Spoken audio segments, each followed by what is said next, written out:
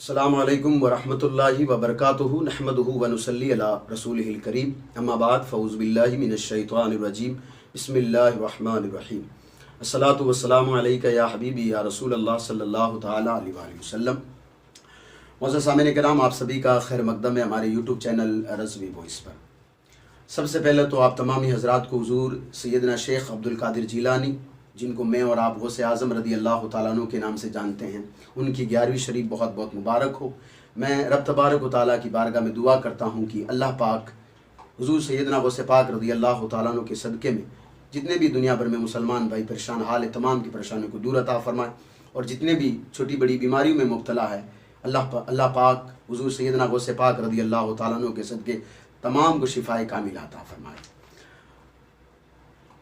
हुज़ूर गौसे पाक रदी अल्लाह तआला अन्हु, हम बड़े किस्मत वाले लोग हैं कि आज हम उनकी ग़ुलामी में हैं। कौन गौसे पाक रदी अल्लाह तआला अन्हु? वो गौसे पाक रदी अल्लाह तआला अन्हु की अगर करामतें अगर गिनी जाए तो सैकड़ों किताबें भरी पड़ी है। जब उनकी हम ज़िंदगी पढ़ते हैं तो हमें जो शिक्षा मिलती है, जो दर्स मिलता है, वो अगर हम दर्स अपने अंदर अगर हम ले लें तो हमारी दुनिया भी कामयाब है, हमारी आखिरत भी कामयाब है। गौसे पाक रदी अल्लाह तआला ने जो हमें रास्ता बताया था, वो रास्ता इतना आसान था कि अगर हम दुनिया में उस रास्ते को अगर आज भी अगर हम अपना लें तो दुनिया तो हमारी कामयाबी है ही, साथ साथ में हमारी कब्र भी आसान हो जाएगी, जो कब्र की राह है, और हमारी आखिरत में यानी कल क़यामत के दिन वो भी हमारा जो है सारा का सारा मामला आसान हो जाएगा। गौसे पाक रदी अल्लाह तआला ने तकरीबन 5वीं हिजरी सदी के आखिर में जब जो है सल्तनत अब्बासिया के चंद हाकिमों की हुकूमत थी, उस वक्त आप इस दुनिया में तशरीफ़ लाए। जब आप दुनिया में तशरीफ़ लाए उस वक्त जो हाल था मुसलमानों का, सिर्फ नाम से वो मुसलमान थे, नशे में चूर रहने वाले लोग थे, शरीयत के नाम पर लड़ाई झगड़े के अलावा उनके पास कोई काम नहीं था। जो है अपने आप को हर कोई ये साबित करना चाहता था कि मैं बड़ा हूँ। उस दौर में हुज़ूर सैयदना गौसे पाक रदी अल्लाह तआला अन्हु को अल्लाह तबारक व तआला ने विलायत देकर भेजा, और आप गौसे पाक रदी अल्लाह तआला अन्हु ने के हाथों पर ऐसे ऐसे गुनहगारों ने तौबा की, अल्लाह तबारक व तआला ने उन्हें विलायत का दर्जा अता किया। चाहे वो चोर हो, चाहे वो डाकू हो, कोई भी हो, गौसे पाक रदी अल्लाह तआला अन्हु की हाथ पर ऐसे ऐसे लोगों ने बैत की थी। आपने अगर ईमानदारी का अगर दर्स पढ़ना है तो हुज़ूर गौसे पाक रदी अल्लाह तआला अन्हु की के वालिद गिरामी का वो किस्सा सुने आप। हुज़ूर गौसे पाक रदी अल्लाह तआला अन्हु के वालिद गिरामी जब दरिया के किनारे बैठे, आपको शिद्दत की भूख लगी हुई है, मैं शॉर्टकट में बता रहा हूँ आपको, आपने वाक़या पूरा सुन रखा होगा।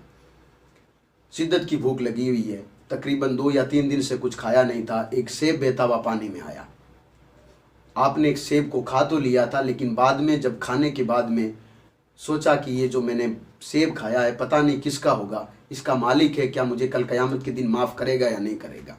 ज़रा हम सोचें, ये गौसे पाक रदी अल्लाह तआला अन्हु के वालिद गिरामी ने हमें शिक्षा दी थी। आज हम जानबूझकर कितने लोगों की ज़मीनें हड़प लेते हैं, आज हम जानबूझकर कितने लोगों के पैसे हड़प लेते हैं, कितने लोगों से हम कर्ज लेते हैं, वापस देने का हमें कभी मन नहीं करता है। गौसे पाक रदी अल्लाह तआला अन्हु के वालिद गिरामी यहीं तक नहीं रुके, नहर के किनारे किनारे चले। जब वहाँ जाकर देखा कि एक बाग है जो है सेबों का, उसकी टहनियाँ जो है उसी नहर में झुकी हुई है, आपने सोचा कि शायद यही वो बाग होगा कि जिसका सेब मैंने खाया है। अंदर जाकर देखा कि एक नूरानी शक्ल वाले बुज़ुर्ग बैठे हुए। वो बुज़ुर्ग कौन थे? हुज़ूर सैयदना गौसे पाक रदी अल्लाह तआला अन्हु के नाना जान थे।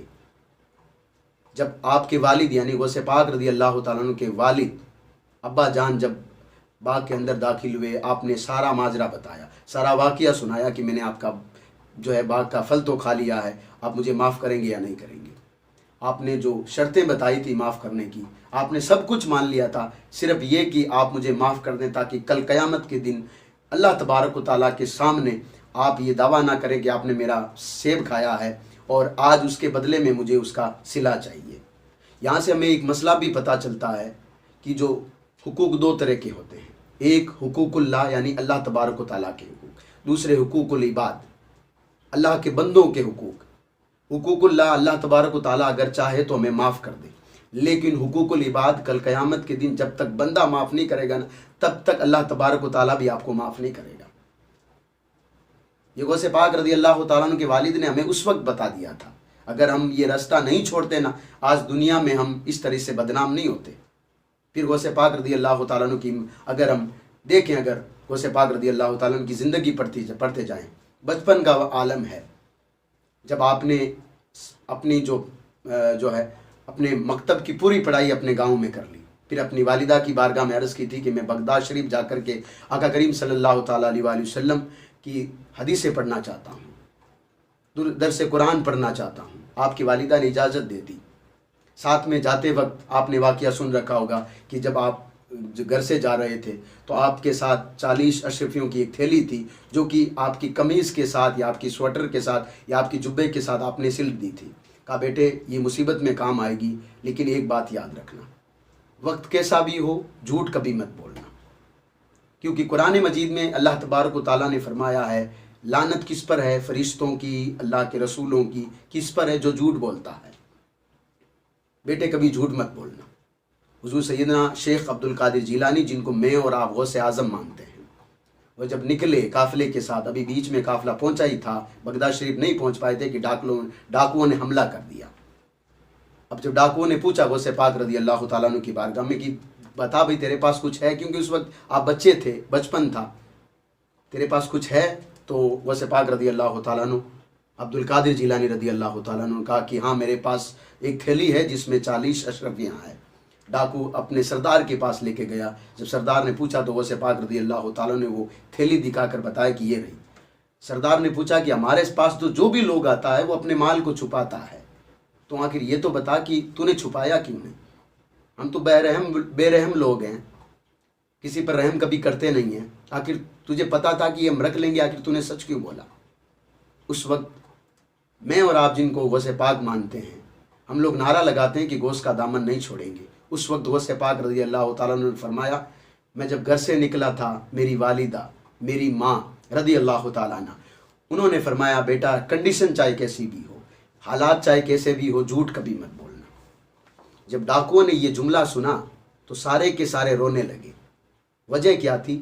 وجہ یہ تھی وہ سوچ رہے تھے قرآن میں اللہ تبارک و تعالیٰ نے فرمایا جھوٹ مت بولو، یہ بچہ اپنی ماں کی مان رہا، ہم اپنے رب کی نہیں مان رہے ہیں۔ سارے کے سارے ڈاکوؤں نے اس وقت توبہ کی اور یہ بھی وعدہ کیا تھا کہ آج کے بعد ہم کبھی ڈاکہ زنی نہیں کریں گے، کسی کو لوٹیں گے نہیں، اور لوٹا ہوا مال سب کو ہم واپس کر دیں گے۔ صرف یہ بچپن میں آپ نے کام کیا تھا۔ یعنی ہمیں پتہ چلتا ہے کہ آپ کی زندگی میں جو سب سے بڑی دو چیزیں، ایک ایمانداری، دوسرا جھوٹ کبھی نہیں بولنا ہے۔ پھر چاہے نماز آپ دیکھ لیں، نمازوں کے بارے میں حضور غوث پاک رضی اللہ تعالیٰ عنہ کا جو فرمان ہے نا، میں سمجھتا ہوں ایسا فرمان میں نے کسی کے منہ سے نہیں سنا ہوگا۔ کیا سنا؟ آپ نے فرمایا جو بے نمازی ہو اس کو مسلمانوں کے قبرستان میں نہیں دفنانا چاہیے، یہ غوث پاک رضی اللہ تعالیٰ عنہ نے فرمایا۔ اور میں اور آپ یہ اگر سوچتے ہیں کہ سال بھر میں 11ویں شریف کی ایک نیاز دلا کر کے ہم کامیاب ہیں، غوث پاک کے ماننے والے ہیں، تو پھر ایسی باتوں پر بھی ہمیں غور کرنا چاہیے۔ غوث پاک رضی اللہ تعالیٰ نے وہ صرف ہماری مدد نہیں، سب کی مدد کرتے ہیں، چاہے ان کا چاہنے والا ہو یا نہ ہو۔ غوث پاک رضی اللہ تعالیٰ عنہ کی کرامتیں اتنی ساری ہے کہ اگر میں یہاں بیان کرنا چاہوں تو میں سمجھتا ہوں کہ کئی رات اور دن نکل جائیں گے، لیکن ان کی کرامتیں ختم نہیں ہوگی۔ ایسی کرامتیں ہیں کہ ابھی تک جن کو معلوم بھی نہیں کئی لوگوں کو، اور سینکڑوں کرامتوں کی اس کتابیں بھری ہوئی ہے غوث پاک رضی اللہ تعالیٰ عنہ کی۔ شان یہ ہے کہ جس طریقے سے میرے اور آپ کے نبی کریم صلی اللہ تعالیٰ علیہ وآلہ وسلم تمام انبیاء کرام کے سلطان ہیں، بادشاہ ہیں، سردار ہیں، اسی طریقے سے حضور سیدنا غوث پاک رضی اللہ تعالیٰ عنہ تمام اولیاء کاملین، چاہے وہ حضور غوث پاک رضی اللہ تعالیٰ عنہ سے پہلے آئے ہو یا پھر بعد میں یا پھر قیامت تک اللہ کے ولی ہونے والے، تمام کے سردار آپ ہیں غوث پاک رضی اللہ تعالیٰ عنہ۔ اللہ تبارک و تعالیٰ نے اتنا بڑا ان کو مرتبہ عطا کیا، اور ہم کتنے نصیب والے لوگ ہیں کہ ہم غوث پاک رضی اللہ تعالیٰ عنہ کو ماننے والے ہیں۔ لیکن ماننا یہ ہے میرے بھائیوں کہ جو انہوں نے ہمیں راستہ بتایا نا، اس راستے پر ہم چلیں۔ صرف 11ویں کرنا یہ کوئی بڑی بات نہیں ہے۔ اور میں آپ کو بتا دوں، کل قیامت کے دن آپ سے یہ نہیں پوچھا جائے گا کہ آپ نے کتنے کلو کی 11ویں کی تھی، یہ بھی نہیں پوچھا جائے گا کہ آپ نے کتنے لوگوں کو 11ویں میں بلایا تھا۔ پوچھا جائے گا آپ کی نماز کا عالم کیا تھا، آپ کی جوانی کس طرح سے گزری تھی، آپ کی زبان کو اللہ تبارک و تعالیٰ نے ذکر کے لیے بنایا تھا، اس کو آپ نے یوز کہاں کیا تھا؟ یہ ہاتھ اللہ تبارک و تعالیٰ نے ان ہاتھوں کو لوگوں کی بھلائی کے لیے بنایا تھا، کہاں کہاں تم نے ان کو برائی میں رکھا تھا؟ یہ پاؤں اللہ تبارک و تعالیٰ کے گھر کی طرف، بھلائیوں کی طرف جانے کے لیے اللہ تبارک و تعالیٰ نے تمہارے لیے بنائے تھے۔ بتاؤ تو صحیح ہے، ان پاؤں سے تم کہاں کہاں گئے تھے؟ یہ سب پوچھا جائے گا تم سے۔ آپ علماء کرام کو سن لیں، اگر میری بات پر یقین نہ ہو، آپ ان کتابوں کو اٹھا کر دیکھیں، ان کتابوں کو اٹھا کر دیکھیں، آپ کو پتہ چلے گا کہ حضور سیدنا غوث پاک رضی اللہ تعالیٰ عنہ کی شان کیا تھی۔ اور میں اور آپ یہ سوچ رہے ہیں کہ غوث پاک کی 11ویں شریف کی نیاز لگا کر اگر ہم کامیاب ہیں، محبت حضور سیدنا شیخ عبد القادر جیلانی رضی اللہ تعالیٰ عنہ کی میں مانتا ہوں سب کے دل میں ہے، لیکن اس محبت پر 4 چاند، سونے پہ سہاگا جس کو آپ بولتے ہیں، 4 چاند آپ تبھی لگا سکتے ہیں جب حضور غوث پاک رضی اللہ تعالیٰ عنہ کے بتائے راستے پر جب ہم چلیں گے۔ غریب نواز سے محبت کون نہیں کرتا، لیکن ان کی زندگی اگر آپ پڑھیں، ہماری مسجد کی صفیں خالی ہے، لیکن اب جمعے کے باہر جا کر دیکھیں، ہر ایک گھر میں غریب نواز سے محبت کرنے والا ہوں۔ جب ان کا مہینہ آتا ہے لوگ ان سے محبت کرتے ہیں۔ مجھے آپ بتائیں پھر بھی یہ مسجدوں کی صفیں خالی کیوں ہیں؟ جبکہ آپ جب غریب نواز کی زندگی آپ پڑھیں گے تو تقریباً 97 سال کی عمر ہوئی ہے، 97 آپ نے عمر پائی ہے۔ کبھی بھی فرض نماز تو ایک الگ چیز ہے، جو 5 وقتہ فرض نماز ہے وہ تو ایک الگ چیز ہے۔ کبھی تہجد کی نماز جو رات میں نفل نماز ہے، جس کے لیے نیند شرط ہے، یعنی نیند لے کر اٹھنا شرط ہے، وہ نفل نماز ہے، وہ تہجد کی نماز حضور غریب نواز رحمۃ اللہ تعالیٰ علیہ نے نہیں چھوڑی تھی۔ وہ تھے سچے غوث اعظم رضی اللہ تعالیٰ عنہ کے ماننے والے۔ تب اللہ تبارک و تعالیٰ نے ان کا چرچا آج بھی اس دنیا میں اور کل قیامت تک انشاءاللہ تبارک و تعالیٰ حضور غریب نواز رحمۃ اللہ تعالیٰ علیہ کا چرچا رہے گا۔ فاذکرونی اذکرکم واشکروا لی ولا تکفرون، یہ قرآن مجید میں اللہ نے وعدہ کیا ہے، تم میرا ذکر کرو، تمہارا چرچا میں کروں گا۔ یہی تو مقصد ہے نا کہ تم اللہ کی رضا کے لیے سب کچھ چھوڑو۔ سب کچھ کا مطلب یہ ہے کہ جو گندے رسم و رواج اس دنیا میں بنے ہوئے ہیں، جن سے جو ہے ہمارا کوئی تعلق نہیں ہے، اور اس میں الٹا اللہ اس کے رسول ہم سے ناراض ہوتے ہیں۔ اگر ہم سوچتے ہیں کہ میں غوث اعظم رضی اللہ تعالیٰ عنہ کا سچا مرید ہوں تو ان کاموں کو ایک طرف لگائیے، اگر کوئی بھی کر بھی رہا ہے تو ان کو ہاتھ جوڑ کے منوائیے، کہیے ان کو کہ یہ کام ہمارے نہیں ہیں، تب جا کر ہم حقیقت میں غوث اعظم رضی اللہ تعالیٰ عنہ کے ماننے والے ہوں گے۔ اللہ تبارک و تعالیٰ ہم سب کو حضور سیدنا شیخ عبد القادر جیلانی رضی اللہ تعالیٰ عنہ کے صدقے میں ایک اور نیک ہونے کی توفیق و رفیق عطا فرمائے۔ اگر حقیقت میں غوث اعظم رضی اللہ تعالیٰ عنہ کے ماننے والے ہیں، نماز پڑھیے، غریبوں کی بھلائی کیجیے، لوگوں کے ساتھ بھلائی سے پیش آئیے، ماں باپ کی خدمت کیجیے۔ کتنے ہم میں سے لوگ ہیں جو کہ ماں باپ کی نافرمانی کر رہے ہیں اور 11ویں پہ ہزاروں لوگ بلا رہے ہیں، بڑے بڑے دیگ بنا رہے ہیں۔ کیا یہ غوث اعظم رضی اللہ تعالیٰ عنہ کی شکشا ہے؟ کبھی نہیں ہو سکتی۔